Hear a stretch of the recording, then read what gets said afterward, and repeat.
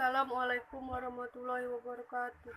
Perkenalkan, nama saya Saskia Putri, Prodi D3 Analis Kesehatan Universitas Paderbangsa Palembang. Saya di sini menjelaskan tentang titrasi asam basa. Apa itu titrasi? Titrasi adalah suatu metode penentuan kadar atau konsentrasi suatu larutan dengan larutan lain yang telah diketahui konsentrasinya. Larutan yang akan ditentukan kadarnya disebut sebagai analit dan biasanya diletakkan di dalam Erlenmeyer. Sedangkan larutan yang telah diketahui konsentrasinya disebut sebagai larutan standar atau titer dan diletakkan di dalam buret. Peralatan 1. Buret. Untuk tempat larutan standar yang dipakai biasanya yang memiliki skala 50 mili. Skala 0 terletak di atas dan 50 di bawah. Sebelum dipakai, ada sebaiknya buret dibersihkan dengan larutan K2CR207, kemudian bilas dengan Aquades. 2. Erlenmeyer. Tempat analit diletakkan. Gunakan Erlenmeyer ukuran sedang 250 mili untuk proses titrasi, sebab Erlenmeyer ukuran ini enak dipegang dan kita lebih leluasa untuk mengocok Erlenmeyer. 3. Pipet. Alat untuk mengambil indikator. Ingat, satu pipet volumenya kira-kira 1 mili. 4. Statip. Alat untuk melakukan buret agar bisa berdiri tegak. Sebelum melakukan buret ke statip, ada sebaiknya Anda melapisi dengan kertas atau tisu agar pegangan statis tidak langsung kena dinding luar buret. 5. Labu ukur digunakan untuk membuat larutan standar. Ingat, waktu menambahkan pelarut. 6. Pipet ukur. Ingat, untuk mengambil larutan analit dengan volume tertentu, misalnya 10 mili dan 20 mili.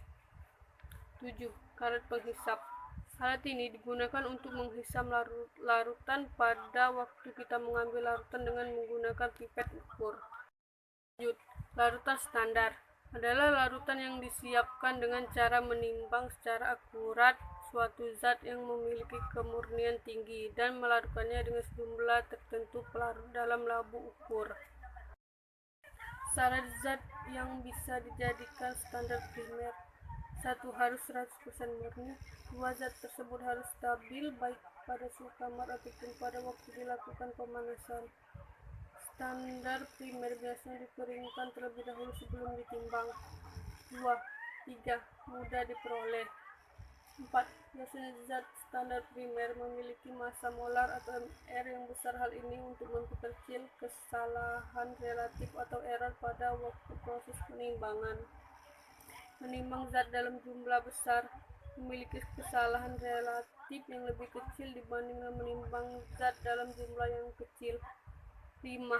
Zat tersebut juga harus memenuhi persyaratan teknik titrasi. Larutan standar sekunder adalah larutan dengan konsentrasi tertentu dan kemudian kita menitrasinya dengan larutan standar primer. Contoh, NaOH. NaOH tidak bisa dipakai sebagai larutan standar primer disebabkan sifatnya yang higroskopis. Jadi NaOH menyerap uap air dari lingkungan di sekitarnya. Syarat titrasi. 1. Reaksi kimia antara analit dan titran diketahui dengan pasti dan jelas produk-produk apa yang akan dihasilkan nantinya. Mana reaktan dan produk apa yang akan dihasilkan harus jelas dan pasti. 2. Reaksi harus berjalan dengan cepat.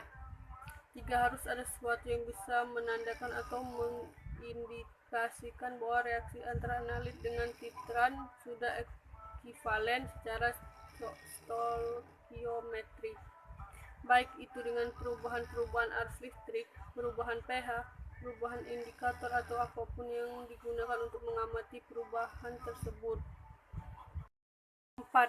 Tidak ada hal lain yang mengganggu reaksi antara analit dan titran. 5. Reaksi antara analit dan titran harus memiliki kesetimbangan jauh ke arah kanan, artinya kesetimbangannya mengarah ke arah pembentukan produk. Hal ini untuk memastikan secara kuantitatif reaksi bisa dihitung dan memastikan titik akhir titrasi bisa diamati.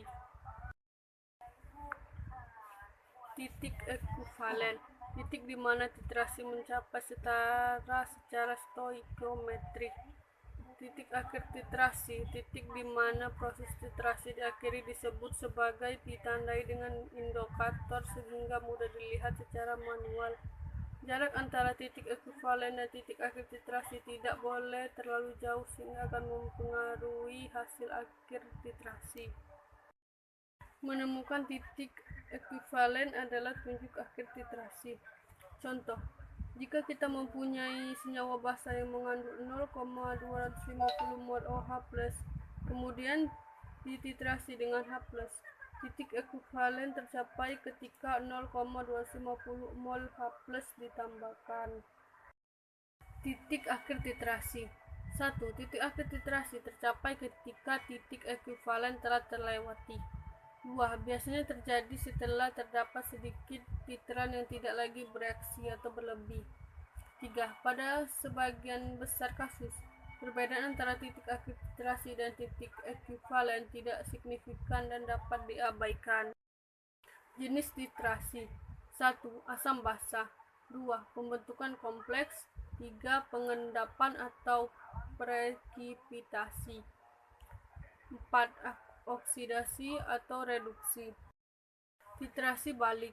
Titrasi balik digunakan ketika reaksi antara analit dan titran berjalan lambat atau apabila tidak ada indikator yang cocok. Caranya, 1. Tambahkan titran secara berlebih sehingga semua analit habis bereaksi dan ada sedikit titran berlebih.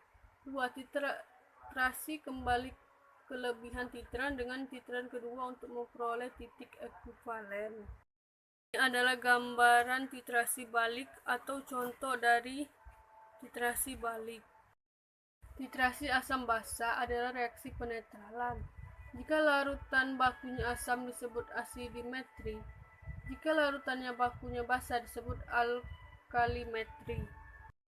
Lanjut, indikator adalah asam lemah atau basa lemah atau senyawa organik yang dalam larutannya warna molekul-molekulnya berbeda dengan warna ion-ionnya. Indikator asam basa terletak pada titik ekuivalen dan ukuran dari pH. Jenis-jenis titrasi asam basa. 1. Asam kuat dengan basa kuat. 2. Asam kuat dengan basa lemah. 3. Asam lemah dengan basa kuat. 4.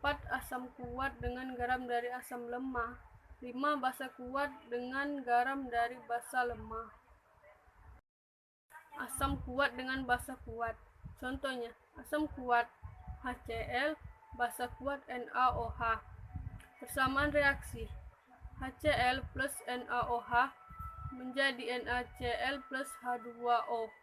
Reaksi ionnya H plus OH- menjadi H2O. Ini adalah gambar kurva titrasi asam kuat basa kuat. Titrasi asam kuat dengan basa lemah. Contoh, asam kuat HCl, basa lemah NH4OH. Persamaan reaksi, HCl plus NH4OH menjadi NH4Cl plus H2O. Reaksi ionnya H plus NH4OH menjadi H2O plus NH4 plus. Ini gambar kurva titrasi asam lemah dengan basa kuat. Titrasi asam kuat dengan garam dari asam lemah. Contoh, asam kuat HCl, garam dari asam lemah NH4BO2. Bersama reaksi, HCl plus NH4BO2 menjadi HBO2 plus NH4Cl. Reaksi ionnya H plus BO2- menjadi HBO2. Titrasi basa kuat dengan garam dari basa lemah. Contoh, basa kuat NaOH, garam dari basa lemah CH3COONH4. Persamaan reaksi, NaOH plus CH3COONH4 menjadi CH3COONA plus NH4OH. Reaksi ionnya OH- plus NH4- menjadi NH4OH. Cara melakukan titrasi asam basa. 1. Zat penitrasi atau titran yang merupakan larutan baku dimasukkan ke dalam buret yang telah ditera.